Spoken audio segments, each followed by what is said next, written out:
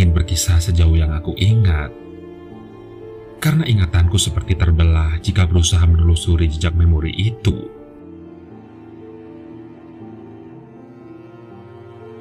Awalnya, ketika aku bertanya kepada Pak Lurah, "Ada yang bisa antar saya masuk ke hutan Alas Bolo, Pak?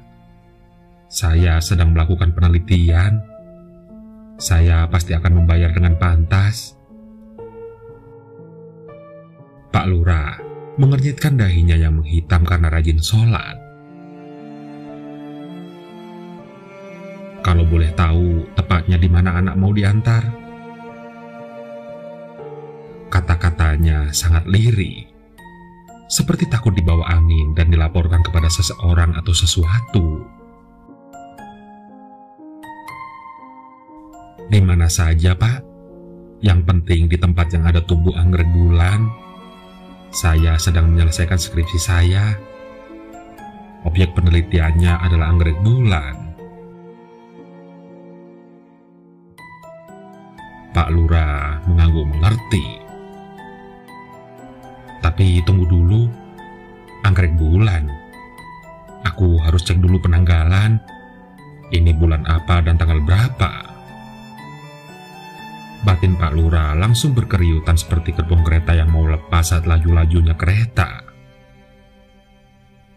Pak Lurah kemudian mengambil penanggalan Jawa. Matanya sebentar terkejut, sebentar terpana. Menggeleng-gelengkan kepala lalu bertanya, "Anak, bisakah waktunya diundur ke bulan depan atau bulan lainnya?" Aku tergagap tidak bisa menjawab. Sepertinya aku tahu karena apa.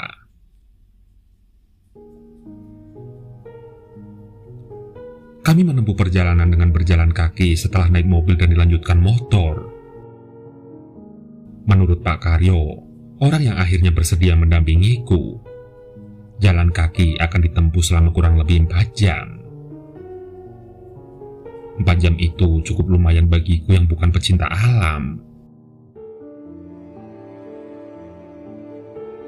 Jalan yang harus dilalui pun berliku tajam, naik turun tidak beraturan. Nafas yang tersisa dariku hanya sepenggal-sepenggal. Aku lihat Pak Karyo sama sekali tidak ngos-ngosan, padahal keringatku sudah mengalir seperti air bah. Sementara Pak Karyo hanya terlihat sedikit basah di bagian punggungnya. Menjelang sore, ketika Temara mulai menggerakkan bibirnya menyapa, kami tiba di suatu tempat yang mirip dengan gua. Saking rapatnya pepohonan yang melingkupi. Meskipun suasana mistis terasa kuat, paling tidak aku bernafas sedikit leluasa. Kakiku pegal dan perutku kaku. Mataku agak berkunang-kunang. Payah memang. Orang sok kota, padahal terlahir di desa, yang dulu malah belum terjangkau listrik. Malam ini kami putuskan untuk menginap di tempat ini. Pak Karyo bilang, anggrek bulan hanya bisa dicari pada saat malam hari. Saat masih ada sisa temaram bulan atau saat sinar bulan mulai menanjaki purnama. Dan beberapa malam ini adalah waktu yang paling tepat untuk mencari. Kami mendirikan tenda kecil yang memang sengaja kami bawa. Cukup untuk berdua. Setelah menghabiskan 2 bungkus mie instan, minum kopi dan berbincang sebentar, Pak Karyo memintaku mengikutinya. Semula, aku tidak merasa takut sedikit pun. Maklum, orang kota, merasa sekolah tinggi dan berwawasan luas. Hal-hal mistis, magis, atau metafisis sama sekali tidak masuk hitungan matematis dan logis. Namun semakin malam, sembari menelusuri jalan setapak yang dibuat babi hutan, aku merasakan angin seolah tidak ada di tempat ini. Daun-daun yang aku temui kaku seperti potongan-potongan kertas karton. Pohon-pohon tinggi di sekelilingku seperti berubah menjadi raksasa-raksasa hidup, tapi diam mengintai. Suara anjing hutan menangisi malam terdengar seperti rintihan makhluk tak kasat mata sedang kesakitan. Tidak ada suara lain satupun yang memasuki telingaku. Ini hawa tidak biasa. Pak Karyo bahkan aku lihat merapatkan kain sarung menutupi leher dan telinganya. Merinding menjalari tubuhku, merambat secepat aliran listrik di air mengalir. Inilah saat yang paling tepat untuk menghitung berapa jumlah bulu di tubuhku, karena semuanya berdiri tanpa ampun. Tiba-tiba Pak Karyo memberikan isyarat untuk berhenti. Orang tua itu mengeluarkan sesuatu dari balik kantung bajunya. Sebatang rokok, korek api dan sepotong kecil benda mirip kerikil. Begitu dinyalakan, bau kemenyan dan kelembab melesat naik ke udara yang berhenti. Ini adalah ritual yang dijelaskan Pak Lurah sebelum berangkat ke sini. Untuk menghindari lelembut dan panas pati, katanya dengan agak cemas. Aku mengikuti lagi isyarat Pak Karyo untuk mendekat. Kami berdua berputar-putar mengelilingi sebuah pohon luar biasa besar. Aku tidak tahu namanya. Mau tanya Pak Karyo, tapi takut mengganggu ritualnya. Hanya saja ada riak gembira luar biasa di hatiku ketika melihat cahaya samar di sebuah dahan terendah pohon itu. Anggrek bulan. Bau kelembak dan kemenyan memenuhi tempat kami berdiri. Angin tetap menjadi udara yang mati. Namun, tiba-tiba suara gemerosokan dan gaduh mengaduk daun-daun pohon raksasa itu. Sepertinya terjadi angin lesus. Anehnya hanya pohon itu yang diguncang angin kencang. Aku lihat dedaunan di pohon-pohon lainnya sama sekali tidak bergerak, sedikit pun. Suara anjing hutan yang merintih-rintih tadi berubah ritme menjadi salakan-salakan liar tanpa henti, diselingi satu suara lain yang aku kenal dan sering lihat di TV. Burung hantu. Suasana sangat menyeramkan. Aku teringat saat dulu terbirit-birit ketakutan menonton film The Ring. Ya Tuhan, gumamku. Itu sungguh di luar nalar dan kedewasaanku. Jauh melebihi kekuatan sombongku.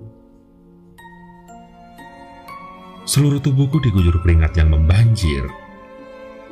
Untung saja sedikit rasa malu yang terisa masih bisa kupertahankan. Aku berhasil tidak kencing di celana. Energi yang ada di dalam tubuhku, lewat bolong-bolongnya sholatku, sering batalnya puasaku, tidak adanya wiridku, sudah habis tersedot oleh hawa hitam kelam yang kini menerjang kami berdua. Kepalaku pusing bukan main. Tubuhku menggigil. Gigiku beradu kemeletukan menahan rasa dingin aneh yang masuk ke dalam setiap lubang dalam tubuhku. Aku memasuki fase trance yang tidak bisa dikendalikan.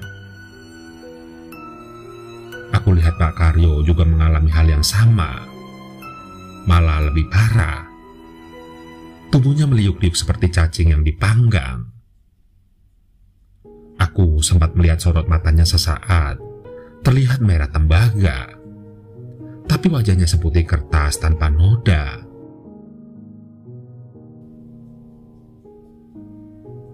Kini aku sudah tidak tahan lagi. Ini tidak bisa diteruskan. Terlalu berbahaya. Sekuat tenaga aku berlari ke arah Pak Karyo.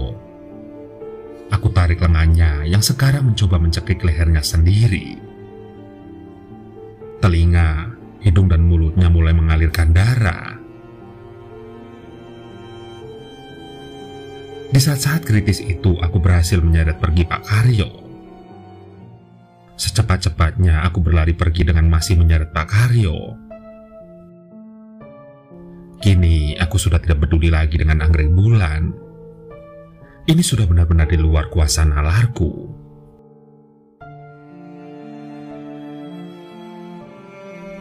Aku tidak tahu berapa lama dan berapa jauh jarak yang aku tempuh. Bahkan arah yang aku tuju pun ngawur. Aku seperti diberi kekuatan oleh setan kuburan. Dan setan itu membawaku sampai ke pinggir jalan yang entah di mana. Ya Tuhan, tolong kami. Doaku dalam hati. Karena setan-setan itu memburu kami sampai di sini. Mata-mata bercahaya sebesar bola lampu halogen berhasil mencapai kami. Sedangkan aku sudah tidak punya sisa kekuatan lagi. Tubuhku ambruk bersama Pak Karyo yang kelihatan sangat kesakitan.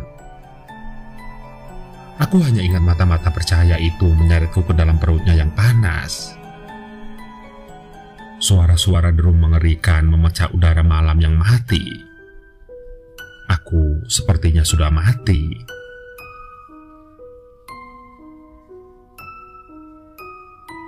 Aku terbangun dengan kepala berat seperti diganduli batu-batu puluhan kilo. Telingaku berdenging. Keringat sudah habis tuntas. Tapi aku menyadari sesuatu. Aku masih hidup.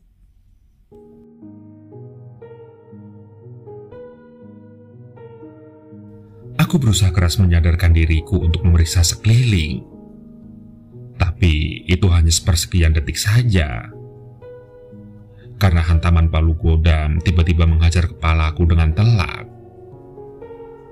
Sontak semua warna berubah putih pucat, menarikku dalam pusaran yang ganjil, menuju suatu tempat jauh di bawah, sebuah ngarai yang terkira dalamnya. Sebelum dihempas ke dalam ngarai, lamat-lamat aku masih mendengar bisikan-bisikan mengerikan. Bisikan yang tidak jelas. Hanya satu kata-kata yang berhasil aku tangkap. Meninggal.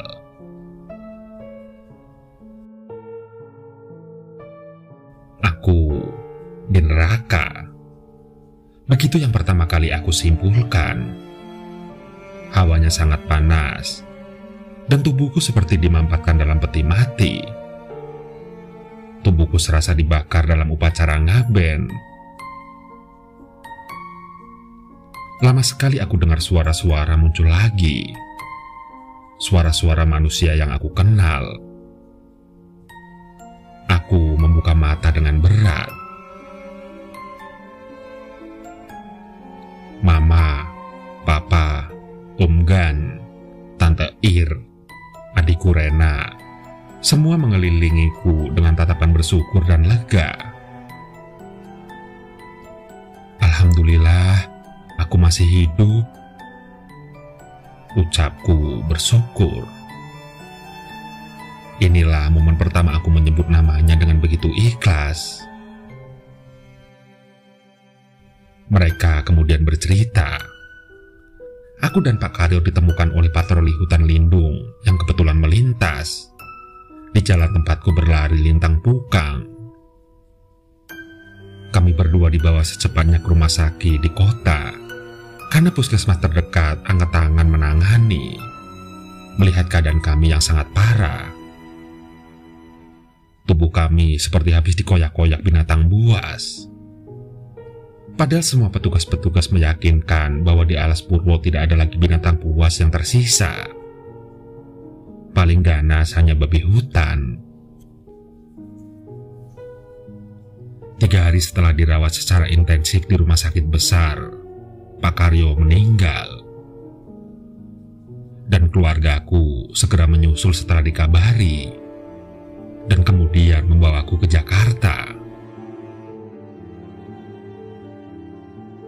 Aku dirawat secara lebih intensif di RSCM. Seminggu kemudian aku siuman dengan bekas luka-luka cakaran dan gigitan yang membekas dalam. Singkat cerita, hari ini aku boleh pulang dan dirawat di rumah. Aku bersyukur. Di rumah akan jauh lebih cepat dan aman untuk memulihkan kondisi luka-lukaku dan trauma psikologis yang terus-terusan mencekam jiwaku. Hari kedua dirawat di rumah, aku merasa sudah pulih. Aku ingin melakukan semua aktivitas pribadi sendiri. Aku malu kalau harus selalu buang air di pispo dan dimandikan suster. Sekarang aku berdiri di kamar mandi mewah di kamarku. Sepertinya berendam akan membuatku nyaman. Aku nyalakan air panas di bathtub, menampungnya. Hawa panas air membuat semua mengembun. Aku ingin melihat mukaku. Sudah lama aku tidak melihat mukaku sendiri.